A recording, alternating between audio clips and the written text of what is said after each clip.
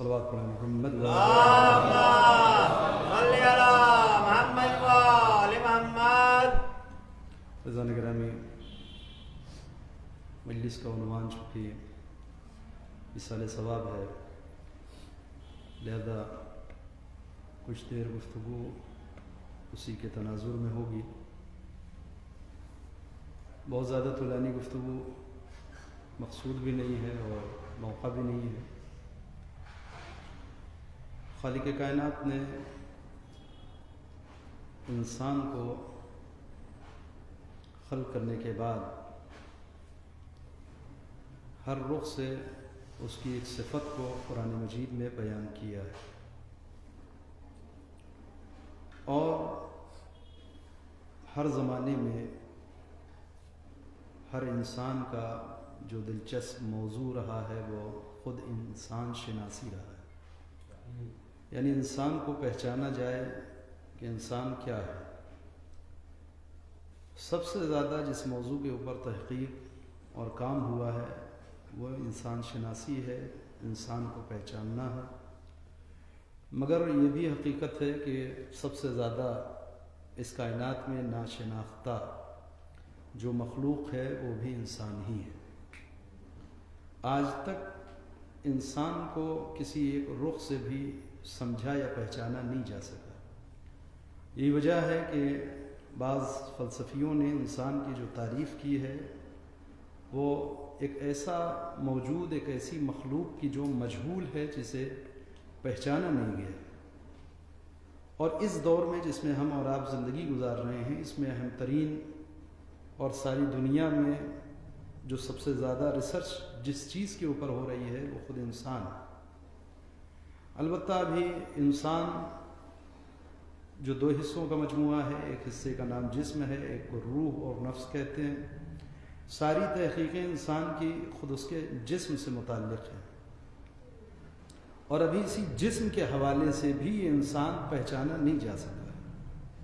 کیوں؟ اس لیے کہ یہ جسمانی اعتبار سے بھی قدرت کا ایک شاہکار ہے اور ایک بہترین مخلوق ہے کہ اسے خالق کائنات نے اس کائنات میں بھیجا ہے۔ چنانچہ آپ یہ دیکھیں کہ جب قرآن مجید میں انسان کو تلاشیں گے اور انسان کے بارے میں قرآن مجید کے الفاظ کے اوپر آپ توجہ کریں گے کہ جو خود قرآن مجید نے بارہا بیان کیا ہے، چونکہ اصل موضوع قرآن مجید کا خود انسان ہے، تو سارے موضوعات قرآن مجید کے اندر محفوظ ہیں، مگر خود قرآن کا جو اصل موضوع ہے وہ انسان ہے۔ جتنی بھی گفتگو ہے وہ انسان ہی کی وجہ سے ہے اور انسان ہی کے سلسلے میں ہے۔ لہذا قرآن مجید نے انسان کو ہر رخ سے پہچانوایا ہے اور اس کی بہت ساری صفات اپنے دامن میں محفوظ کی ہے۔ کہیں ارشاد ہوتا ہے کہ لقد کرمنا بنی آدم وحملناہم فی البر والبحر ورزقناہم من الطیبات وفضلناہم علی کثیر ممن خلقنا تفضیلا۔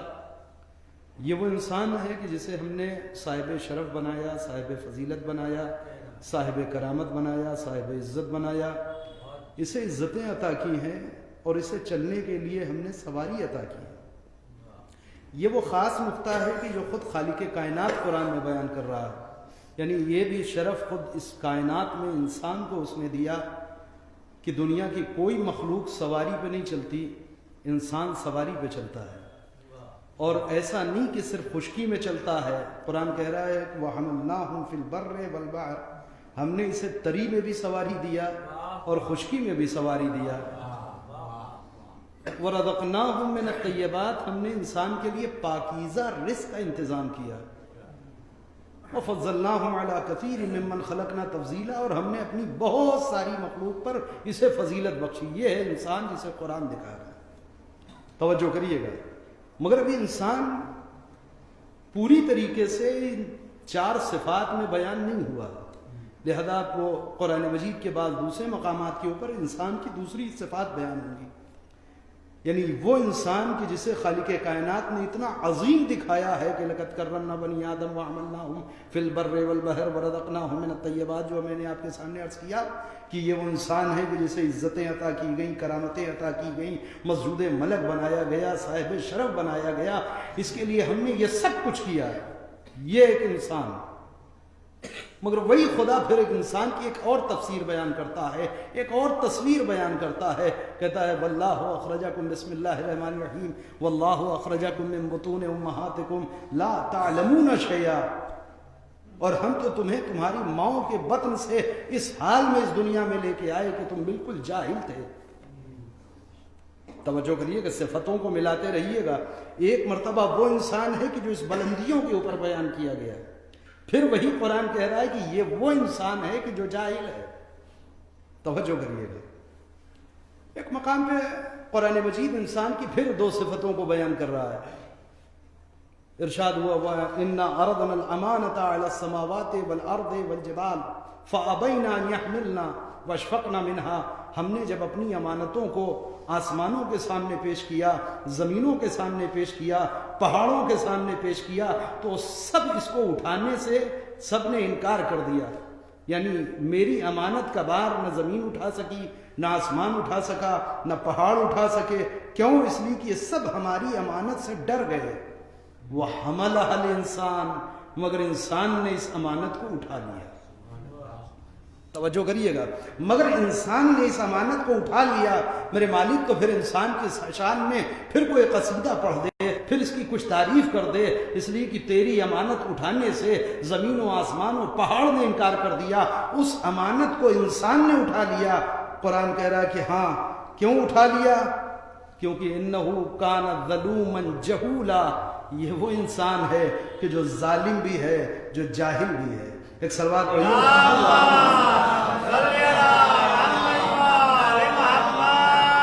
بہت توجہ۔ تو یہ وہ انسان ہے کہ جو صاحب کرامت ہے، یہ وہ انسان ہے کہ جو پاکیزہ رزق کھاتا ہے، یہ وہ انسان ہے کہ جو سواریوں پہ چلتا ہے، یہ وہ انسان ہے کہ جو ظالم ہے، یہ وہ انسان ہے کہ جو جاہل ہے۔ اتنی صفتیں ابھی قرآن نے بیان کر دی ایک انسان کی، تھوڑی سی توجہ چاہ رہا ہوں۔ ختم ہو گئی صفات کا نہیں، اس کے علاوہ بھی قرآن مجید نے بہت ساری صفتیں انسان کی بیان کی ہے۔ کہیں کہتا ہے کہ خلق الانسان ضعیفا، کس طاقت کے اوپر اتراتا ہے، یہ تو وہ انسان ہے جسے ہم نے بڑا کمزور پیدا کیا، بہت ہی ضعیف، بہت ہی کمزور پیدا کیا۔ اور واقعی آپ دیکھ لیں کہ انسان کی جو اس کائنات کی اشرف ترین مخلوق ہے، مگر خلقت کے اعتبار سے سب سے کمزور ہے۔ پرندوں کے بچے بھی پیدا ہونے کے بعد چند لمحے اور ثانیے کے بعد اپنے پیروں پہ کھڑے ہو جاتے ہیں، جانوروں کے بچے بھی دوڑنا شروع کر دیتے ہیں، مگر یہ حضرت انسان ہے جو اتنا باشرف ہے، مگر جب دنیا میں آ رہا ہے تو اپنے پاؤں پہ کھڑے ہونے نہیں، کھڑے ہونے میں تو شاید زندگی لگ جاتی ہے، چلنے کے لیے بھی کم از کم سال خرچ ہو جاتے ہیں۔ توجہ کریے، 1 سال 1.5 سال لگ لیتا ہے انسان اپنے قدموں پہ کھڑے ہونے کے لیے۔ کیوں؟ اس لیے کہ اسے کمزور پیدا کیا گیا ہے۔ تو مالک بالآخر انسان ہے کیا؟ جاتی ہوئی صلوات پڑھیے محمد۔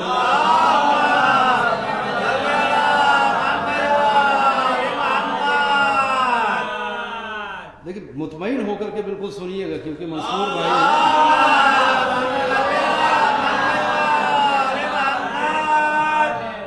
مجھے 40-45 منٹ کا وقت دے دیا ہے، تو اب آپ گھبرائیں نہیں کہ اس سے اوپر نہیں ہوگی، انشاءاللہ کوشش یہی رہے گی۔ ایک سوال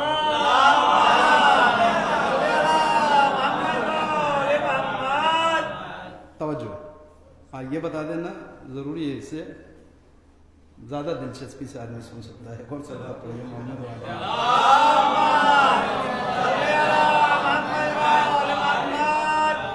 تو یہ ہے حضرت انسان۔ بہت توجہ کریں،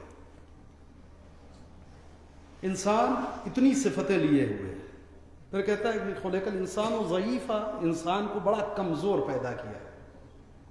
کہیں کہتا ہے کہ یہ انسان وہ حلوا، جلد باز ہے، کہیں کہتا ہے حریص ہے، لالچی ہے، جلد باز ہے، کمزور ہے، ظالم ہے، جاہل ہے۔ ایک طرف یہ صفتیں، اور پھر وہی قرآن قصیدہ پڑھ رہا ہے کہ مگر یہی وہ انسان ہے کہ جو صاحب کرامت ہے، صاحب شرف ہے، توجہ کریے، صاحب عزت ہے۔ اور پھر اسی انسان کی خلقت پہ خالق کائنات کہتا ہے فتبارک اللہ احسن الخالقین۔ کیا کہنا پروردگار کا، کتنی بہترین خلقت کی ہے اس نے۔ اور انہی میں سے ایک آیت یہ بھی ہے، اور کون سی؟ لقد خلقنا الانسان فی احسن تقویم، ہم نے انسان کو سب سے بہترین اندازے پر خلق کیا ہے۔ اور توجہ کریے، خوب گفتگو کی ہے قرآن مجید نے انسان پر، بلکہ یہ میں نے عرض کر دیا آپ کے سامنے، نئے جو لوگ شامل ہو رہے ہیں ان کے لیے پھر اس جملے کو دوہرا دیا جائے کہ قرآن مجید کا بنیادی موضوع ہی انسان ہے۔ انسان پر قرآن نے خوب کام کیا، خوب گفتگو کی، اور ہر رخ سے انسان کو پہچانوانا چاہا ہے۔ لیکن جب ان ساری صفتوں کو آپ اکٹھا کر کے قرآن میں انسان کو دیکھنا چاہیں گے تو یہ بالکل تضاد نظر آئے گا، ہے نا؟ یا تو انسان قابل تعریف ہے یا انسان قابل مذمت ہے، دونوں تو نہیں ہو سکتا ہے نا؟ اس لیے کہ ایک ہی پروردگار، ایک ہی کتاب، اسی میں کہتا ہے کہ یہ جاہل ہے، یہ ظالم ہے، یہ جلد باز ہے، یہ حریص ہے، یہ بیوقوف ہے، یہ کمزور ہے، اسی میں کہتا ہے کہ بہترین مخلوق ہے۔ بہت توجہ۔ اب میں اس پہ کچھ اور آگے جاتا مگر چونکہ وقت کو ذہن میں رکھتے ہوئے اور نظر میں رکھتے ہوئے گفتگو کرنی ہے، لہٰذا جلدی سے داخل ہو رہا ہوں جس بحث کے اوپر آپ کو لے کے چلنا ہے۔ یہ دونوں باتیں کیسے ہو سکتی ہیں؟ دو متضاد صفات کا حامل یہ ایک انسان کیسے ہو سکتا ہے؟ کہ ایسا تو نہیں کہ گفتگو ٹکرا رہی ہے، یا انسان قابل تعریف ہے یا قابل مذمت ہے، بھئی دونوں باتیں ایک ساتھ تو نہیں ہو سکتی ہیں۔ کیسے ایسا ہے؟ اصل میں یہ انسان کے الگ الگ رخ سے ایک ہی انسان کی گفتگو ہے۔ توجہ کریے گا، ایک انسان ایسا ہے کہ جو ناقص مخلوق ہے۔ اب یہ تھوڑی سی گفتگو گراں ہونے جا رہی، لیکن آپ صلوات پڑھیں اور میرے ساتھ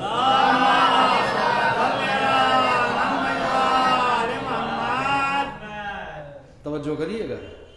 ناقص اس معنی میں نہیں میں کہہ رہا ہوں کہ جو ہماری اردو زبان میں استعمال کیا جاتا ہے کسی انسان کے لیے کہ بڑا ناقص آدمی ہے۔ توجہ کریں، البتہ وہاں بھی معنی وہی ہوتے ہیں کہ جو اصل اس کے معنی ہے۔ نقص کے معنی ہے کمی، نقص کے معنی ہے کمی، کسی چیز میں کمی ہونا، اسی سے ہے ناقص۔ جس چیز میں کچھ کمی رہ جائے اسے کہتے ہیں ناقص۔ بہت توجہ کریے، پورا کلام پڑھنے کے بجائے کوئی آدھا پڑھ کے اتر آئے، آپ کہہ سکتے ہیں کہ اس نے کلام ناقص پڑھا۔ پوری تقریر کے بجائے آدھی تقریر کر کے کوئی اتر آئے، جو چیز نا تمام ہو، جس میں کمی ہو، اسے کہیں گے ناقص۔ اس پوری مخلوق میں انسان ایک ایسی مخلوق ہے کہ جو ناقص ہے۔ ان ساری صفتوں اور قصیدے کو ذہن میں رکھیے گا جو قرآن نے بیان کیا ہے۔ ایک ایسی مخلوق ہے کہ جو ناقص ہے، پھر مگر کمال پروردگار یہ ہے کہ اس نے اسی ناقص مخلوق کو ایک جوہر دے کے اس دنیا میں بھیجا۔ اس جوہر کا نام ہے عقل۔ جو کریے، اس جوہر کا نام ہے عقل۔ یعنی اب انسان کی تعریف یوں ہو سکتی ہے کہ انسان ایک ایسا عقل مند ہے جو ناقص ہے، یا یوں بھی ہو سکتی ہے کہ ایک انسان ایک ایسا ناقص ہے جسے عقل دی گئی ہے۔ بہت توجہ کریے گا ذرا سا میرے ساتھ، ایک ایسا وجود رکھنے والا کہ جو ناقص بھی ہے، صاحب عقل بھی ہے، جو صاحب عقل بھی ہے اور ناقص بھی ہے۔ پروردگار یہ آخر چاہ کیا رہا ہے تو؟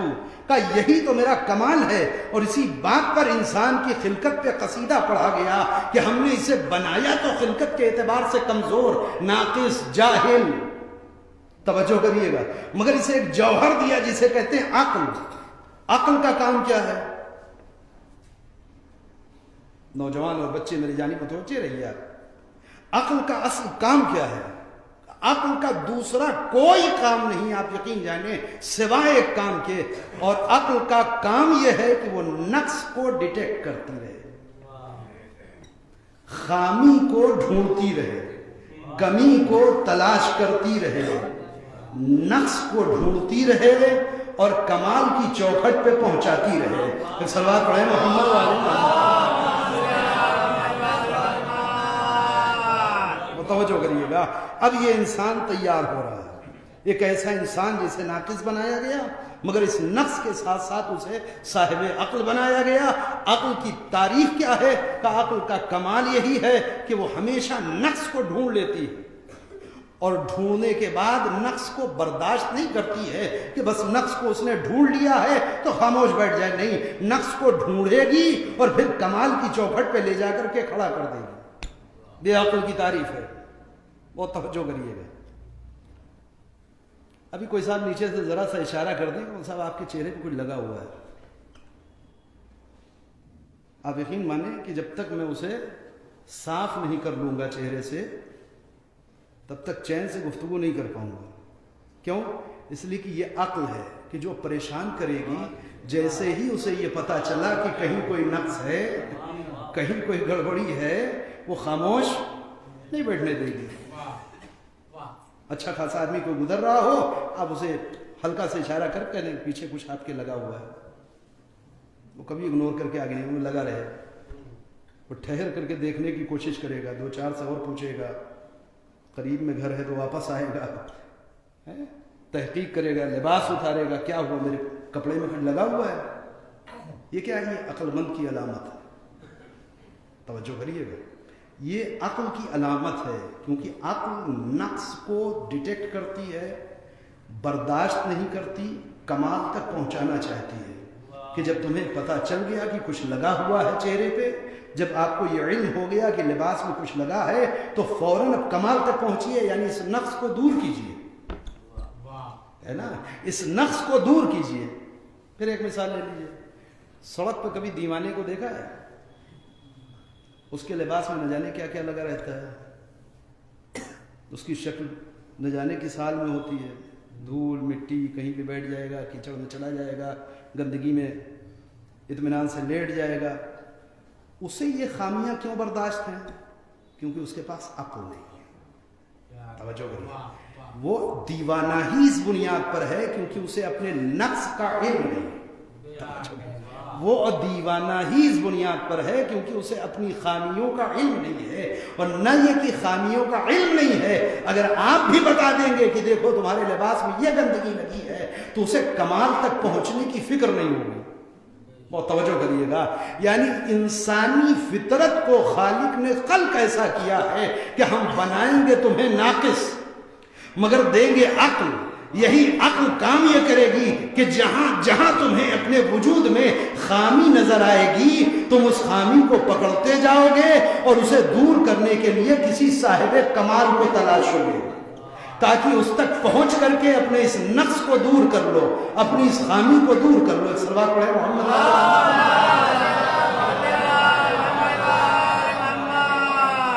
توجہ کریے گا، اسی ہدف کے تحت یہ انسان آگے بڑھ رہا ہے اور یہی کام انسان کی عقل کرتی رہے گی، ورنہ آپ یہ دیکھیں کہ خالق کائنات نے اس جسمانی اعتبار سے بھی انسان کو جہاں یہ کہہ رہا ہے کہ ہم نے کمزور بنایا، ہم نے اس انسان کو جلد باز بنایا، ہم نے اس انسان کو بہت ہی ناقص بنایا ہے، اس کے باوجود اپنے جسمانی اعتبار سے یہ انسان اتنی بہترین کاریگری ہے قدرت کی، خالق کائنات کی ایسی بہترین صنعت ہے کہ اس پر واقعی عقل انسانی حیران رہ جاتی ہے۔ امیر کائنات حضرت علی ابن ابی طالب علیہ السلام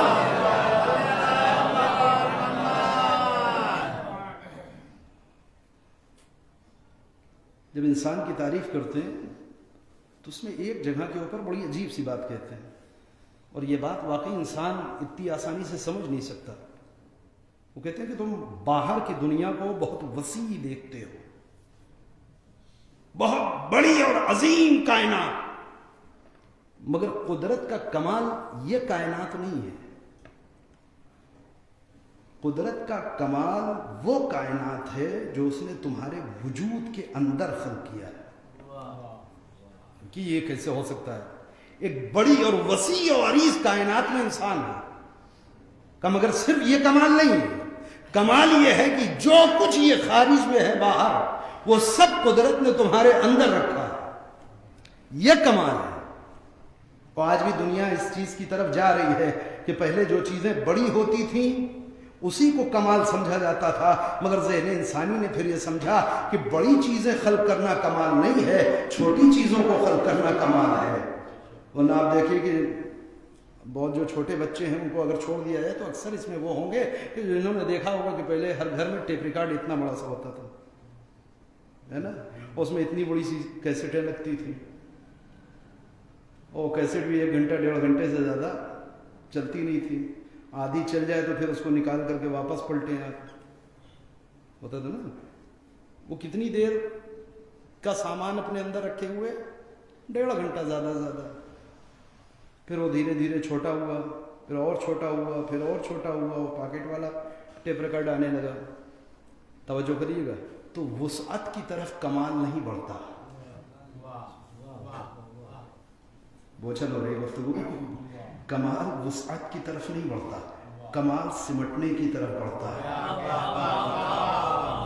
1.5 گھنٹے کی تقریر یا 1.5 گھنٹے تک کے لیے نوحہ سننے کے لیے اتنی بڑی کیسٹ اگر کسی گھر میں ہو تو آج کے بچوں کو دکھائیں کہ پہلے ہمیں 1.5 گھنٹے کی مجلس سے تقریر یا نوحہ سننے کے لیے اتنی بڑی کیسٹ لینے ہوتی تھی، وہ بچہ جیب سے اپنے پین ڈرائیو نکال کے آپ کو دکھائے گا،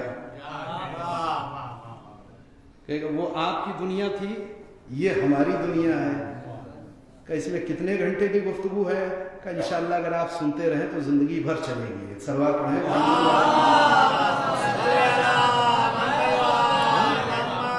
امام علی کہتے ہیں جو کچھ قدرت نے باہر بنایا وہ سب تمہارے وجود کے اندر بنایا، بہترین شاہکار انسان۔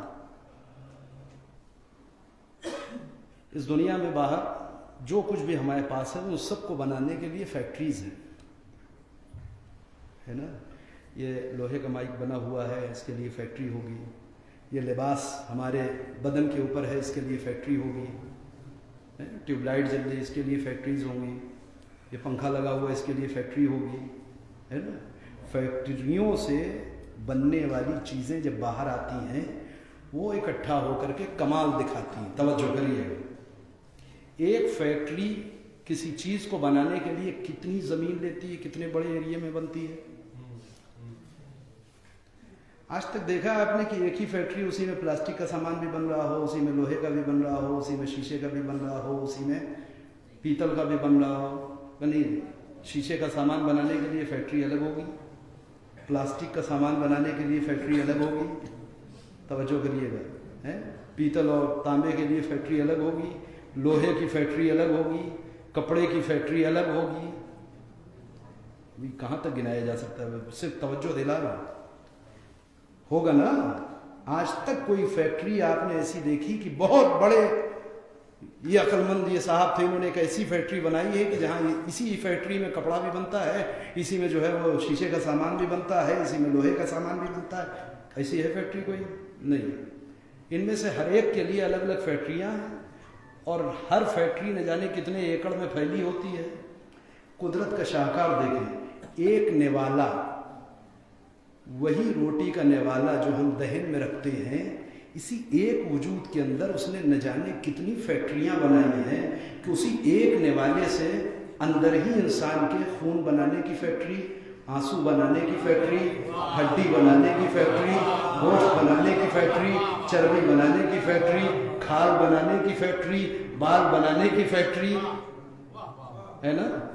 دنیا میں کوئی فیکٹری ایسی نہیں ہے کہ جہاں را مٹیریل ایک ہو اور سب الگ الگ چیزیں بن کے نکل رہی ہوں۔ وہی نوالا، وہی روٹی کا ٹکڑا، وہی گندم، وہی سبزی آپ نے دہن میں رکھا، مگر یہ ساری فیکٹریاں کام کرنے لگیں۔ خون والی نے خون بنا لیا اسی سے، گوشت والی نے اسی سے گوشت بنا لیا، ہڈی والی نے اسی سے ہڈی بنا لیا۔ یہ کون ہے؟ یہ قدرت کا بہترین شاہکار ہے۔ لہذا قرآن یہ کہہ رہا ہے کہ ہم نے انسان کو بہترین تقویم کے اوپر خلق کیا ہے، اور کیا کہنا خدا کا، کیوں؟ اس لیے کہ اس سے بہتر خلق کرنے والا کوئی نہیں۔ ایک صلوات پڑھ دے محمد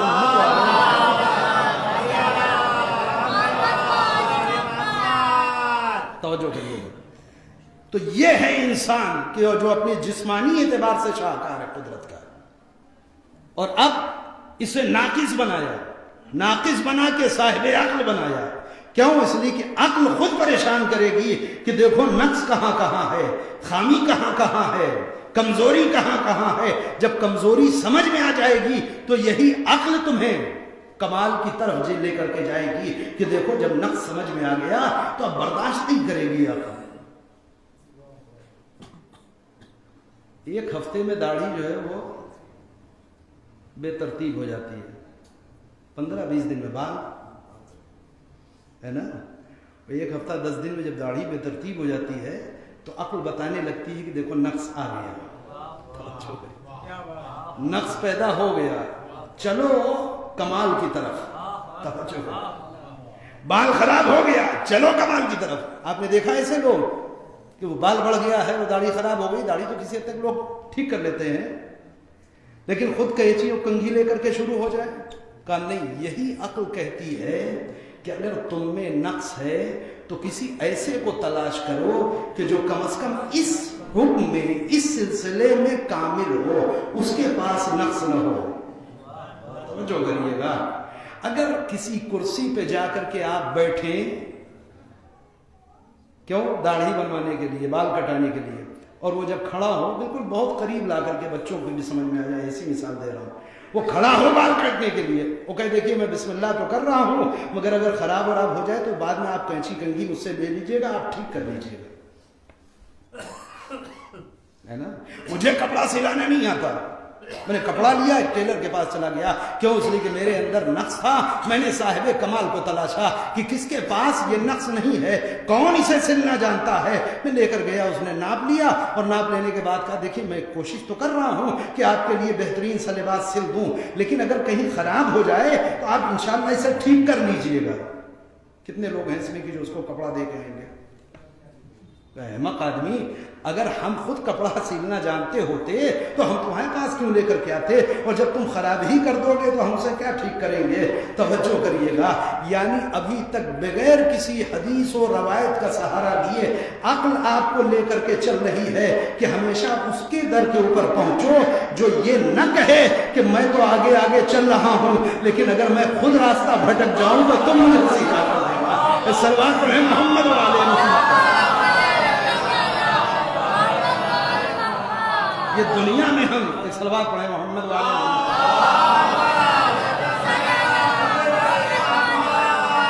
دیکھیے اندر بہت جگہ ہے, اگر ادھر کے مومنین تشریف لانا چاہیں لا سکتے ہیں. ایک صلوات پڑھیں محمد والے محمد.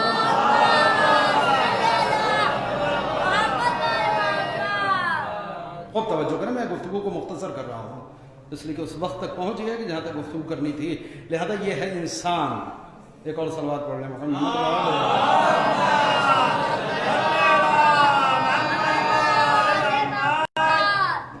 توجہ کریے دے دو, یہ ہے وہ انسان کہ جہاں اس کی خود عقل یہ کہتی ہے کہ اگر تمہارے پاس نقص ہے تو صاحب کمال کو ڈھونڈو,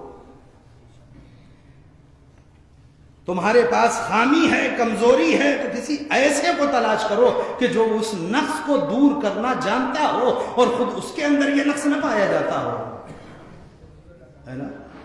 آج تک دنیا میں کوئی ایسا معلم آپ نے نہ دیکھا ہوگا یا کوئی ایسا پڑھانے والا نہ دیکھا ہوگا کہ جو اپنے بچے کا ہاتھ پکڑ کے کسی ایسے کے پاس لے جا کر کے بٹھا دے کہ آپ اسے تعلیم دیجئے, اور پڑھانے والا کہے میں کوشش تو کر رہا ہوں تمہیں پڑھانے کی, لیکن اگر میں خود کہیں غلط پڑھاؤں تو تم صحیح کر دینا. ایسا نہیں ہو سکتا. کیوں؟ اس لیے کہ صاحب نقص اگر صاحب نقص کے پاس جائے گا تو سوائے نقص کے کچھ ہاتھ نہیں لائے گا. ہو سکتا ہے اس کے نقص میں اضافہ ہو جائے, کمال لے کر کے نہیں لوٹے گا. لہذا انسان جسے صاحب نقص بنایا گیا تھا, پروردگار اسے تو نے اتنی جانب سے صاحب نقص بنایا ہے, اس کا علاج کیا ہے؟ کا عقل بنایا ہے. اسی عقل کے ذریعے سے اسے اپنی کمزوریوں کا احساس ہوگا, پھر یہی عقل تلاش کرے گی کسی ایسے کے پاس لے کر کے جائے. میرے مالک اگر کوئی ایک نقص ہوتا تو کسی ایک کی چوکھٹ پہ یہ چلا جاتا, مگر جہاں من جمیل جہاں ہر جانب سے نقص ہی نقص ہے, اسے کوئی ایسا مکمل صاحب کمال چاہیے جہاں کوئی نقص نہ ہو. توجہ کریے گا کہ اسی چیز کو پہچانوانے کے لیے ہم نے وہ آیت نازل کی تھی کہ جب اہل بیت ایک چادر کے نیچے آ گئے تو اعلان پروردگار ہو گیا انما یرید اللہ لیذھب عنکم الرجس اہل البیت ویطہرکم تطہیرا. تطہیر کے کوئی اور معنی نہیں ہے کہ جس چادر کے نیچے وہ لوگ جمع ہیں جہاں صرف کمال ہی کمال ہے، نقص نہیں پایا جاتا. سلوات پڑھیں محمد والے.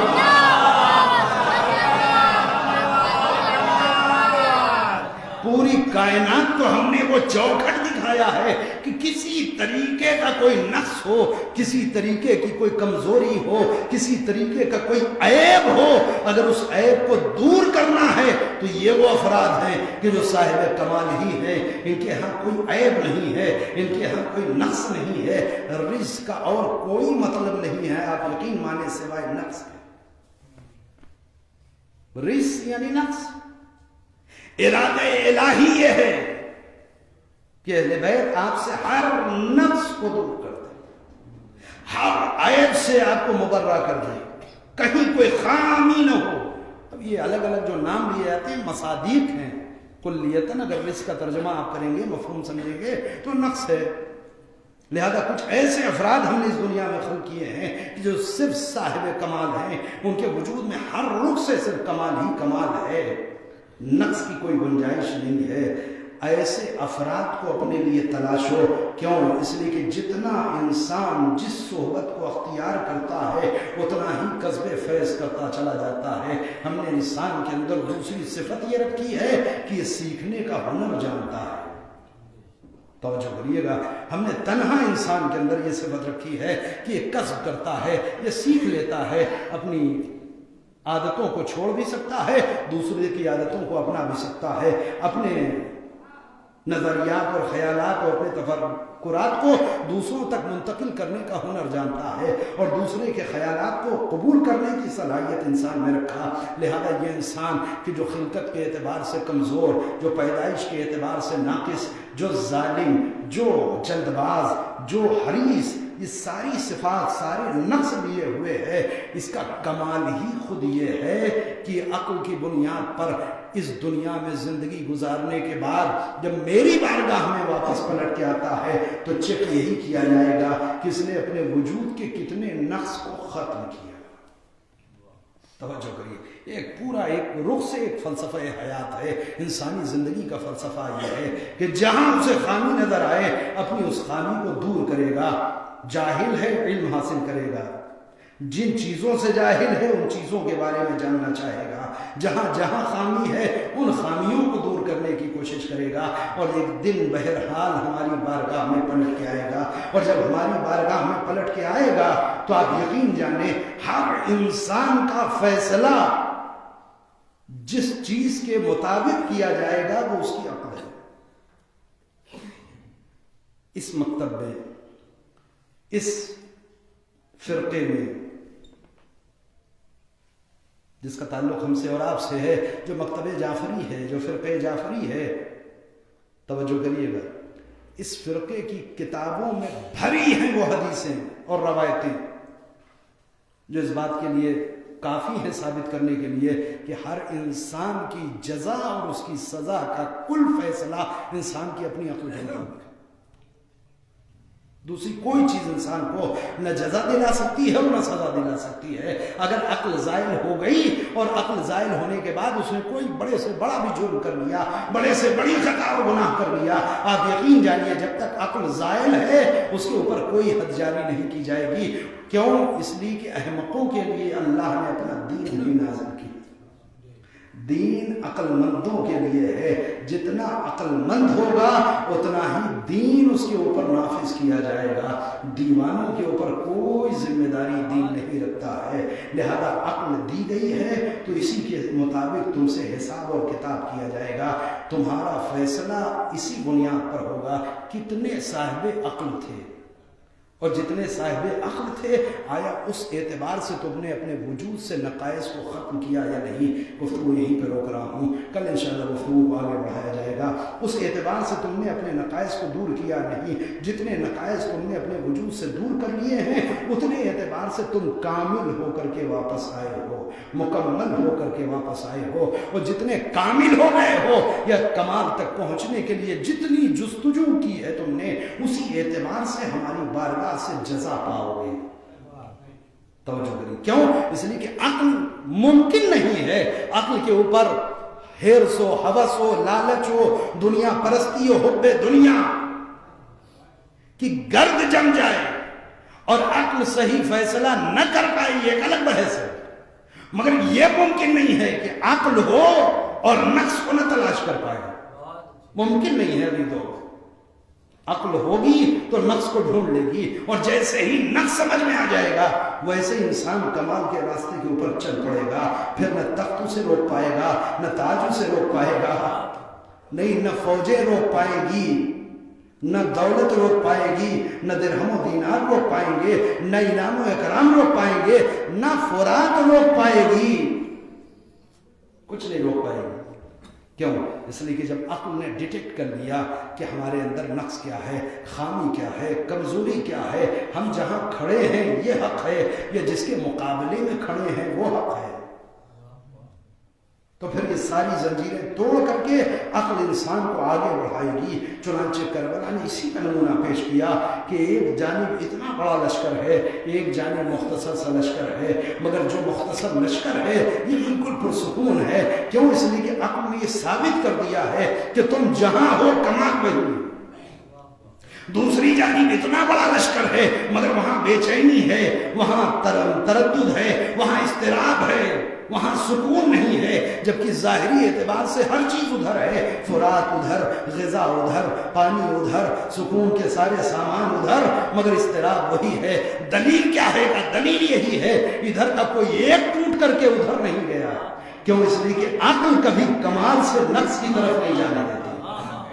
توجہ کریے گا، عقل کبھی کمال سے نقص کی طرف نہیں جانے دے گی، ہمیشہ عقل نقص کو تلاش کر کے کمال کی طرف لے جائے گی۔ لہذا ادھر کے ٹوٹ کر کے ادھر آئے ہیں ہاں وہ لوگ کی جن کی عقلوں کے اوپر ہوس اور دنیا پرستی کی گرد پڑی ہوئی تھی اور وہ عقل کے فیصلے کو نہیں سمجھ پا رہے تھے، وہ تو ٹھہرے رہ گئے، مگر جس کے ذہن پر مادیت کی پڑی ہوئی گرد کو خود سید الشہداء نے ایک جملے کے ذریعے سے نہیں ایک پھونک کے ذریعے سے جس کی عقل پہ پڑی ہوئی گرد کو حسین نے خود صاف کر دیا تھا، وہ شب عاشور آتے آتے اس نے ڈیٹیکٹ کر لیا، اس نے تلاش لیا کہ نقص کہاں ہے، کمال کہاں ہے۔ لہذا اب سب کچھ چھوڑ کر کے اور چلے ہیں کہاں؟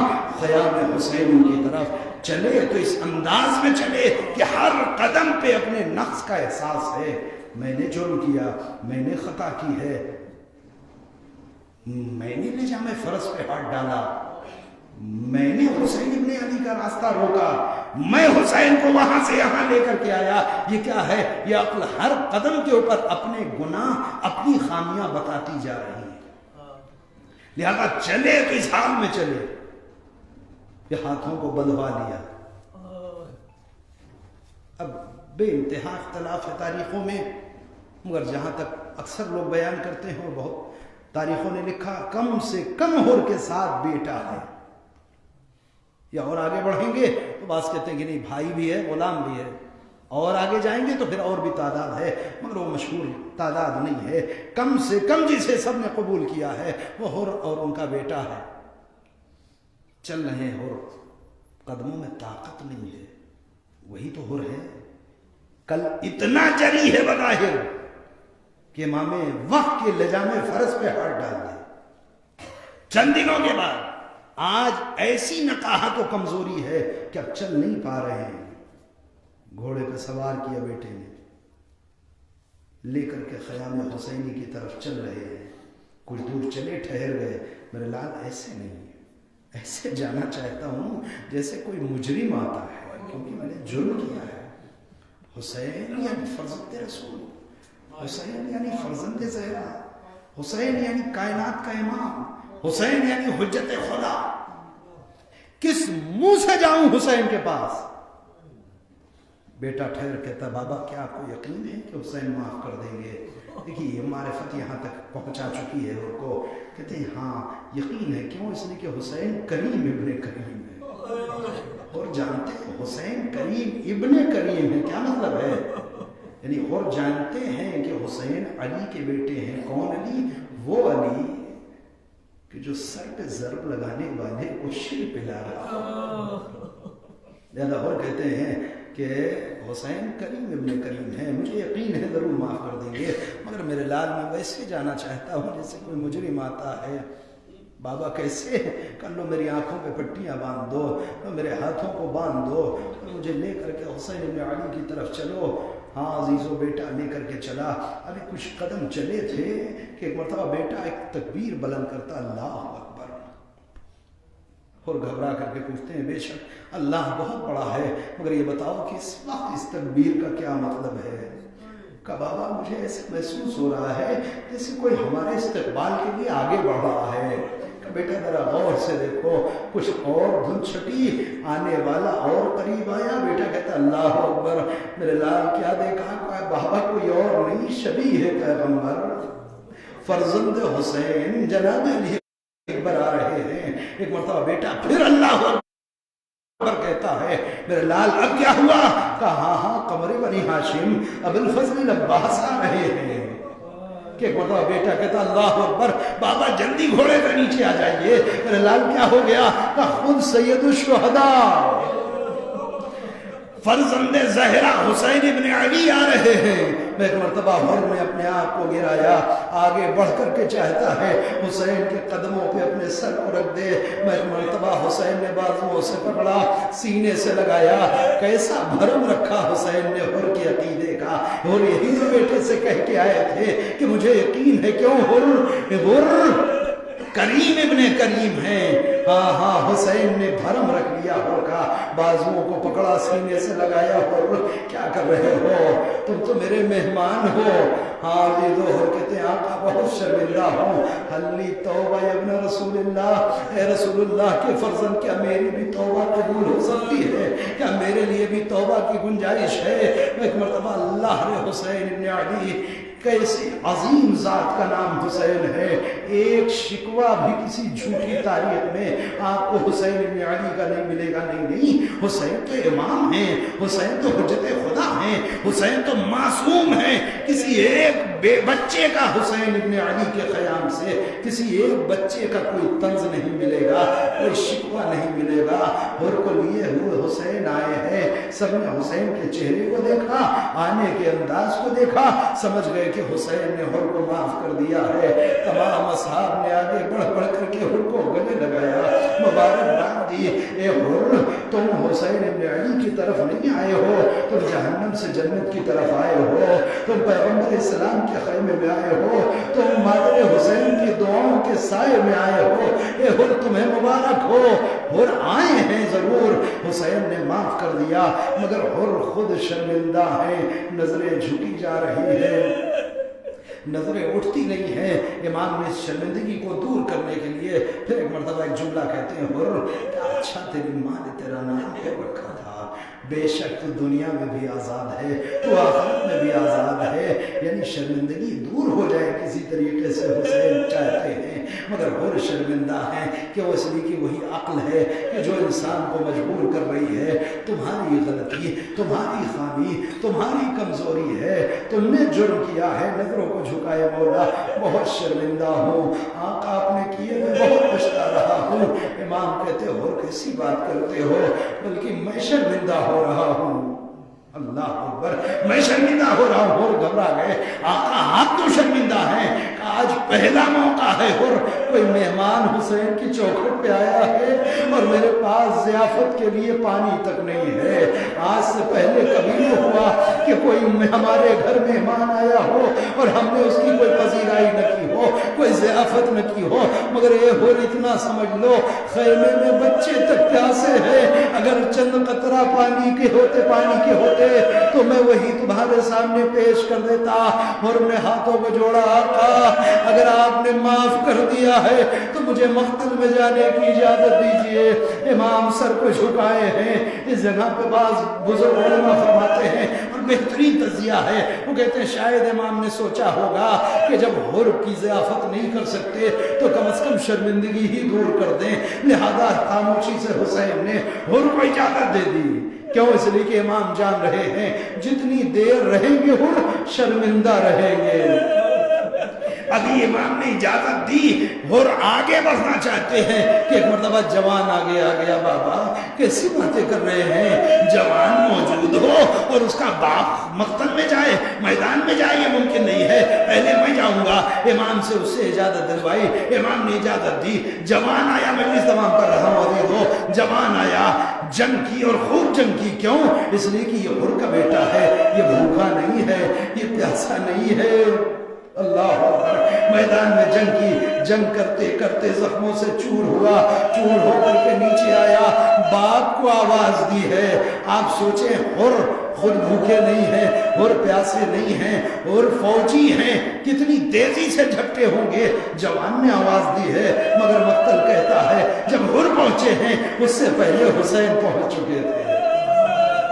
جب حر پہنچے ہیں تو عجب منظر دیکھا, جوان کے سرحانے حسین پہنچ چکے ہیں.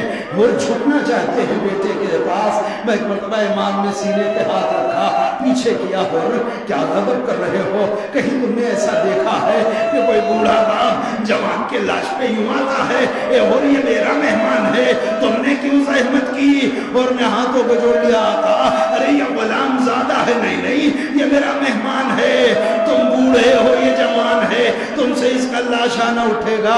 میرا دل چاہتا ہے ہاتھوں کو جوڑے, آقا ارے آپ نے حر سے تو کہہ دیا, مگر صرف چند گھنٹوں کے بعد یہی میدان ہوگا, ایک جوان ایڑیاں رگڑ رہا ہوگا, چاروں طرف کوئی نہ ہوگا کہ جو اس کے سرحانے آئے. ارے ایک بوڑھا باپ آئے گا اتنا مجبور, کبھی سر کی جانب سے لاش اٹھانا چاہے گا, کبھی پیروں کی جانب سے اٹھانا چاہے گا. جب لاشا نہ اٹھے گا, لاش کو رکھے گا, خیمے کا رخ کرے گا, بچوں کو بلائے گا, اے بنی ہاشم کے بچوں آؤ آؤ, ارے آؤ اپنے امام کی مدد کرو. ہائے حسین کی غربت, ننھے ننھے بچوں نے حسین کی مشکل.